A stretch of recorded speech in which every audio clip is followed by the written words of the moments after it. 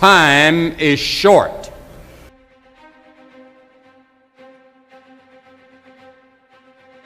What is your life? It's even a vapor that appeareth for a little time and then vanisheth away. If someone had told me when I was 20 years old that life was very short and would pass just like that, I wouldn't have believed it. And if I tell you that, you don't believe it either. I cannot get young people to understand how brief life is, how quickly it passes. It seems like yesterday I was in school.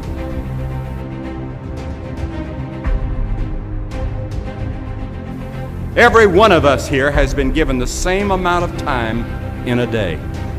1,440 minutes a day, 168 hours per week. The days of our years are 80 years and 10. And if by reason of strength they are 80 years, yet is their strength labor and sorrow, for it is soon cut off, and we are passed away and cut off. 70 years God allows us. And it's interesting to me, with all of our medical science, we've never passed that magic mark. The average American male today lives 70 years and 4 months. The average female, 73 years and 6 months. More people live to be 70, but the average age of an American is still 70 as taught in the scriptures. Now 70 years God allows us. Let's think a moment. What do we do with those 70 years? The first 15 are spent in childhood, and then 20 years we sleep.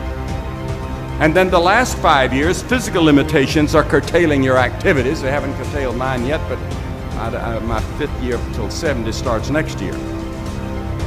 Only 30 years left, and part of that time must be spent in eating meals, working, and figuring out your income tax, things like that.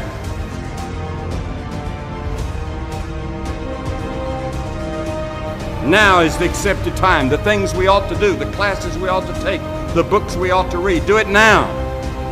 The family that needs you, spend more time now.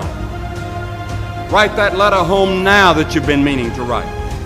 Money you ought to give now. Time for study, do it now. People you ought to witness to, do it now. Every time the clock ticks, it seems to say now. Today, if you will hear His voice.